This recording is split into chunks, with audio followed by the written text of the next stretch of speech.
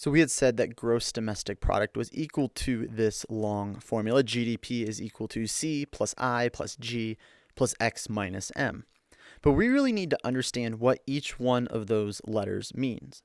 So let's go ahead and take a little bit closer of a look as to what's included within our GDP, or how do we add up our gross domestic product. So we're going to take a look at numbers that came from the BEA, the Bureau of Economic Analysis, for the year 2019, the most recent year that we were able to gather this data.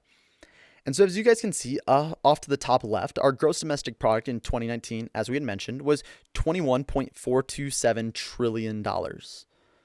Of this $21 trillion, we found that a little bit over 2/3 of it, a little bit over, it was about 68% of it, was our consumer spending. That means that 68%, or about $14.5 trillion of our GDP, was made up of stuff that ended up being purchased by people like you and me. About $10 trillion worth being services, 4.5 being goods. Because we end up seeing that consumer spending is any money that is spent by households on goods and services. And when we add up all those goods and services that were purchased by individuals and households, that makes up $14 trillion of that $21 trillion. Now, one quick note, this does not include new homes. That one will come up a little bit later on. But the C within that formula stands for consumer spending. Then the next letter that we had was the letter I, and the letter I stands for investment. Maybe a better way of thinking of this, you might be able to just jot this out to the side, is investment can also be referred to as like business spending. And business spending or investment made up another 17.5% of our GDP. Investment, as you can see off to the left, included different types of fixed investment. And so that could be like that could end up being like our capital goods, like our equipment or our intellectual property products. But it could also include structures, and those structures are things like your business offices or maybe a factory, something along those lines. But it also includes inventories. What we mean by that is, pretend there was a good that we produced in 2019, but we didn't sell it within the year 2019. What would we do? We would keep that track of that in our inventories. We would say, okay, well, we have this running list of things that we produced but didn't sell, but we want to count it in the year that it was actually produced. And so we would count that as for our inventory because nobody ended up purchasing it. Also, like we said, the structures portion, we have non-residential structures there, which were like those factories, those office buildings, but we also have those residential structures, and those are like the new houses. And so new houses is that one thing where it might be purchased by consumers, but it's not included in the consumer spending, it's included in investment. Now, another 17.5% of our GDP came from that letter G, and the G stands for government spending. And so this is any spending by the government, whether it's a state, local, or our federal government, on goods and services that are used to help run the country. Now, you might see that the federal government, the part of the GDP there is only $1.4 trillion. And there might be some of you who are saying, hey, hold on a second. I was in government class and I remembered that the government's budget is closer to like $4 trillion a year. Why does it say that the federal government's spending was only $1.4 trillion? Well, that's because we only count spending that is done on goods and services. Most of the budget is made up of something that's known as transfer payments, stuff like Social Security, where it's not that there's a purchase of new goods and services, but instead what we see is just money changing hands. And so again, we're only counting what's being spent on goods and services, not those transfer payments.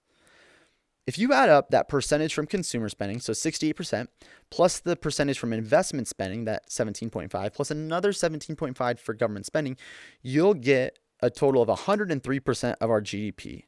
Well, hold on a second. How do we get 103%? Well, it's because our last category, net exports, actually makes up -3% of our GDP. Well, what in the world does that mean? Well, first we need to understand exactly what net exports means.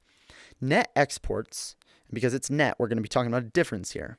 Net exports is foreign purchases of domestic goods, which we just call our exports, minus domestic purchases of foreign goods, which we call imports. Really what we're saying here is exports are just here, but sell overseas. Imports is anything that's made overseas, but we purchase here. And we have to find the difference between those because our exports is everything that, again, we have produced within our country. So it counts into our GDP. But anything that's made overseas, even though consumers bought it, we might have bought it here, we don't want to count that stuff because it wasn't stuff that we made in the US, it was stuff that was made overseas. And that's why we have to subtract imports, because GDP only includes stuff that was made within the country's borders, made on our soil. Now, for the last 45 years, the United States has had what we call a trade deficit. A trade deficit is whenever that GDP, that percentage is negative, or exports minus imports is negative. A trade surplus is whenever that's positive. Now, the reason we have a trade deficit is because if you notice, our imports are greater than our exports, meaning we're buying more stuff from overseas than what we are producing here and selling overseas. And like I said, that's been going on in the United States for about the last 45 years, since the mid 70s. And let's take a look at this formula as a whole now that we have the whole thing. GDP equals C plus I plus G plus X minus M, and the X minus M being exports minus imports. So why do we solve for GDP in this way? Well, this is actually an approach that we call the expenditure model. So what we're doing is, instead of adding up everything that was produced, what we do is we add up all the receipts from everything people purchased. Because shouldn't it make sense that everything that we made in our country is going to get bought by someone within our country? Now, if it doesn't get bought by someone within our country, it still counts into our GDP because, it's an export, so it would be involved in net exports down there. But if we think about it, we think about it like this. Say we produce a television, okay?